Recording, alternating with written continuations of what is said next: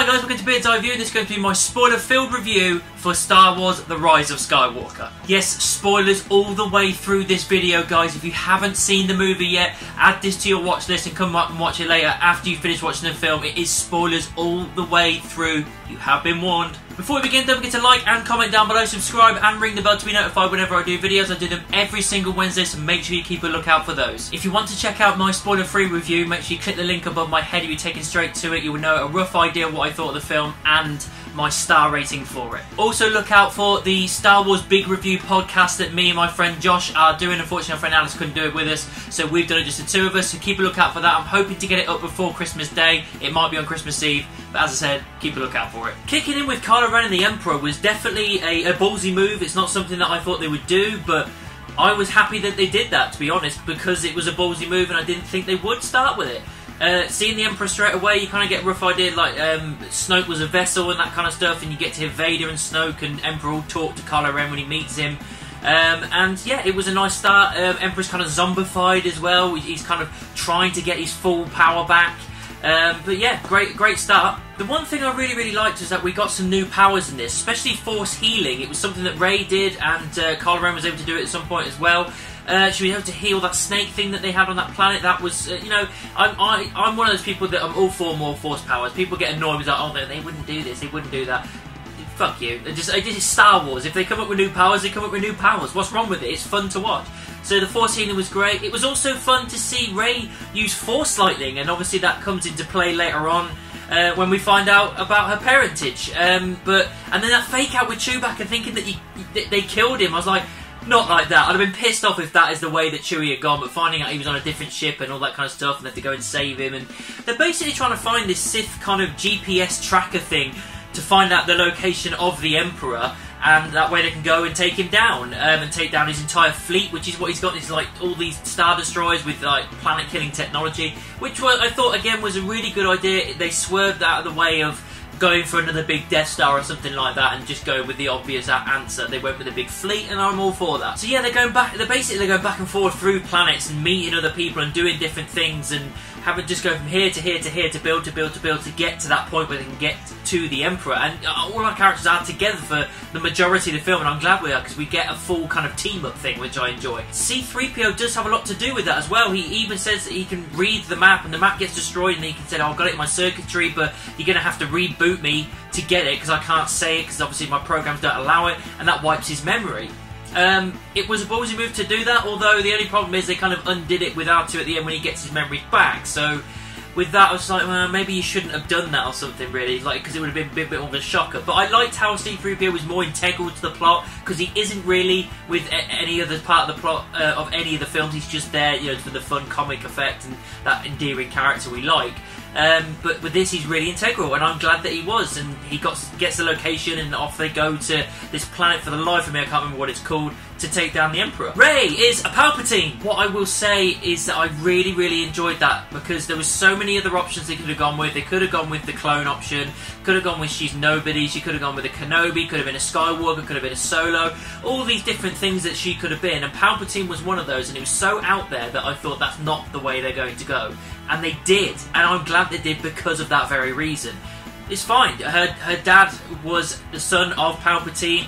Her mum, I don't think she was anybody important. They were effectively nobodies. He didn't want any life of the Emperor, so they ended up getting killed off because they wouldn't join him. And they obviously put her on Jakku to be safe, and that all kind of ties in fine. It also explains the whole time whenever she gets angry and frustrated. It also explains the Force Lightning thing, and it also gives more flavour and characterisation to Rey, because now she's conflicted with this dark side. She is the polar opposite of Kylo Ren. He's dark side with some conflicting things about going to the light, and she's light with the confliction of going to the dark. The Death Star wreckage stuff was all really good. I liked when they were in like the throne room, the wrecked throne room. She has her vision with the dark ray thing, so that's all it amounted to from the trailers. It was literally just her as a vision of where she could go. It's fine. I kind of expected that. If it wasn't going to be the clone thing, I assumed it would probably be that. which, you know, it's fine. It was just unfortunate that they used that as a ploy to kind of hook you into the film in the trailer, but overall that's fine. And then the subsequent lightsaber fight on the wreckage of the Death Star with Rey and Kylo Ren, all of that was really good, really well choreographed, all good special effects. Really thoroughly enjoyed that lightsaber battle. And then Rey getting the upper hand and stabbing him just because Leia kind of put him off by, you know, kind of phasing through, like, and like getting into his head, and that's the thing that kills Leia off. And that was really good because they struggle with whatever they've got of Carrie to use, because obviously she's not there, and they use that to make her integral to the plot and Kylo Ren, and I like how that worked. Then Rey bails with the TIE Fighter and you're left with Kylo Ren alone, and he has this conflicting moment again. He has this moment like he had in The Force Awakens with Han Solo, only it goes into a different direction. He's standing there, he's conflicted, he's struggling, he doesn't know what to do or where to go because Rey's just healed him and buggered off, so again it's giving more confliction, and he knows that his mum has tried to help, and then he has a vision. He has his dad, Han Solo, appear. We have a nice little cameo from Harrison Ford again. I'm glad we got just a little bit extra from him. It was great. And it's similar to the bit on the bridge in The Force Awakens on Starkiller Base, only it goes in the opposite direction. He's able to coach him out of it. He turns and throws the saber into the sea, and then Solo is gone. And Kylo Ren is dead. Ben Solo comes back. And I just thought that whole scene was really well done, really well acted, and it actually was fine for the redemption arc of Kylo Ren / Ben Solo. I was one of those people that thought, I don't think he's redeemable because of the fact that he killed Han Solo, but they managed to make it work. Rey, we're going back to, I think it's called Op2, I think it's the planet where Luke is, where he's alone. She burns the TIE Fighter, she's throwing things in, she goes to throw the lightsaber, and Luke comes out catching it, and then it kind of, it's a little bit of a jab at the start of The Last Jedi where he goes, this needs to be treated with a bit more respect.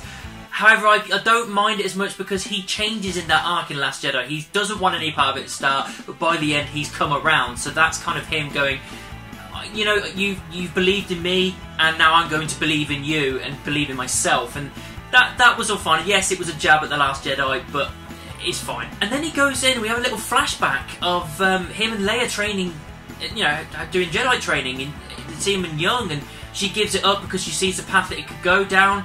Then he gets Leia's lightsaber and gives it to Rey, so she now has both lightsabers. So that was amazing. I wasn't sure they were going to go in that direction. There was rumours they might if Carrie Fisher was still with us, but now that she wasn't, I thought, well, they'll have to change it. But they kind of did go in that direction, just using it a little bit more minimally. And I'm fine with it. It was cool. She took both lightsabers to this Sith planet, and that builds back into the finale. The final battle, I cannot deny, was awesome. So many spaceships, so many space battles, land battles, everything going on. All of it was epic. They're trying to take down all of the Star Destroyers, and they're just losing out. Wex dies. I think the guy's name's Wex, the Poe's friend. That sucks that he dies as well. And then looks like they're about to lose, and then Lando and Chewie appear in the Falcon, and thousands of ships, just like you saw in the trailers. So many of them. One of the X-Wings was Wedge. We got a Wedge cameo. That was so cool. Great idea to chuck him in there as well.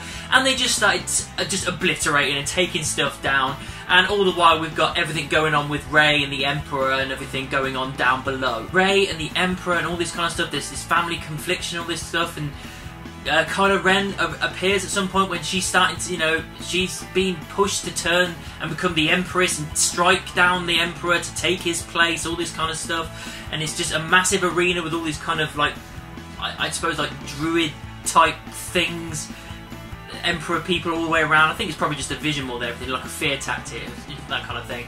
But yeah, she's been...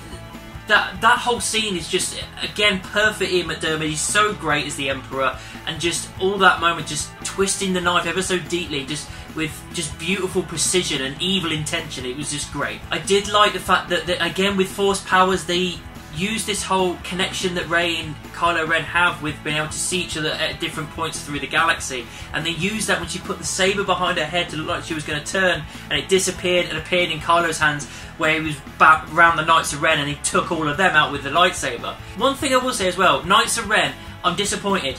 They were completely useless, as were the Sith Troopers really. They looked cool but they didn't really do anything. But yeah, the Knights of Ren, they amounted to absolutely nothing, and I'm ashamed. I'm disappointed in that. It's a big disappointment for me. They should have been more, given the marketing material and all the mentions we have, the way they built them up, especially in The Force Awakens. I expected more than just to be taken down by Ben. Then you've got both of them taking on the Emperor.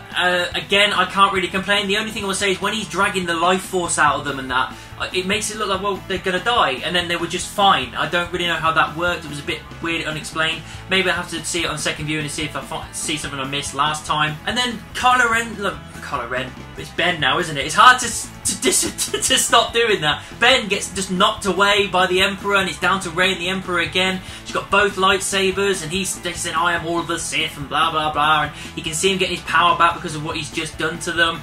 And then you hear all of these voiceovers, and it was such a good idea to do this. I would have liked to actually see them, but hearing them was more than enough, I think. It just, I would have liked that a bit extra to actually see them as like Force Ghosts, but you have all these past Jedi making their own little phrases to give her a pep talk, to amp her up, to say you have the power of all the Jedi, take him down. Anakin, both Obi-Wans, Yoda, Mace Windu, Qui-Gon Jinn. I think apparently Ahsoka Tano was in there as well. There was Luke was in there. I think maybe Leia might have been in there as well. All these Jedi there, like pushing her on and forcing her forward to do this final thing. And she takes out the Emperor with the lightsabers and the lightning, and finally the Emperor is dead.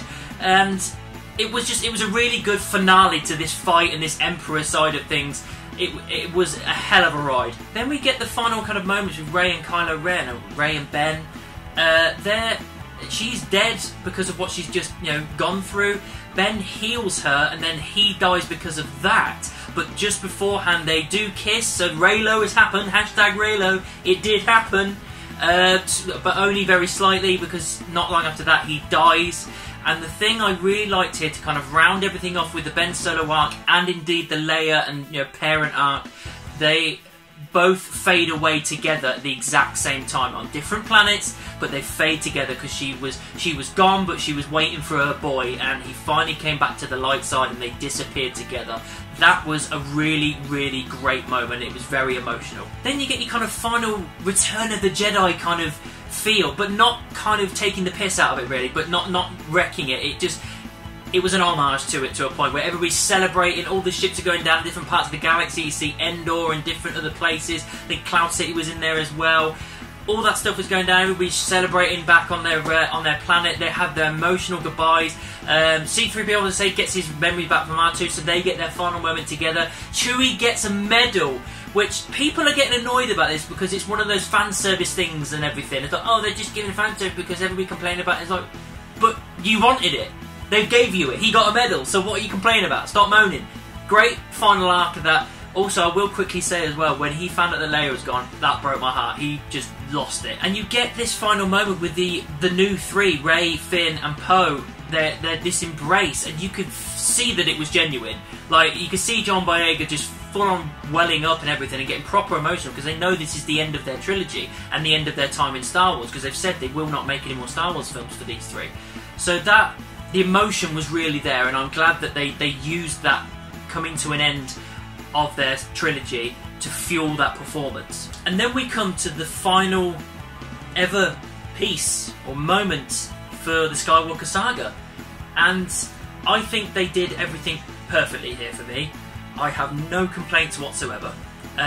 It's Rey going to Tatooine, going to the moisture evaporators, like the homestead of Aunt Beru and Uncle Owen, and where Luke grew up.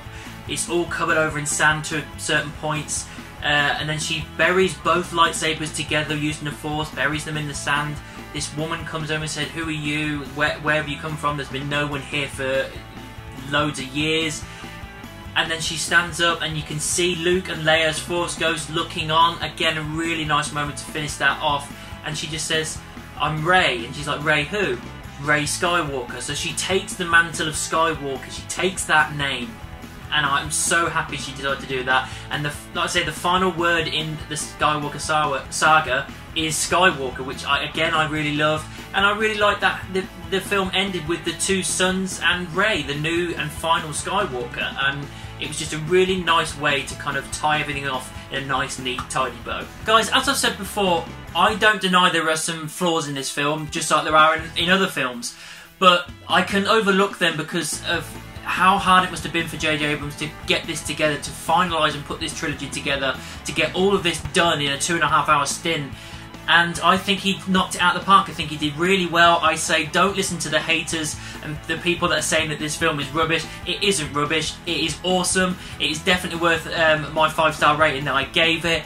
And I just thoroughly enjoyed it. I'm definitely going to go see it again. It's a nice rounding off to the Skywalker saga. And I'm sad that it's over, but I'm happy that they did it the way they did it. Yes, it wasn't perfect, but there was never going to be a time we were going to get everything we wanted in one go, because no one's ever going to be truly 100% happy with stuff. But this was a good, solid end to Star Wars. So that's my spoiler talk done for Star Wars The Rise of Skywalker. What did you think about the movie? Let me know down in the comments. Make sure you subscribe and ring the bell. If you want to find me on social media, click any of these. All links are in the description, and I'll see you soon.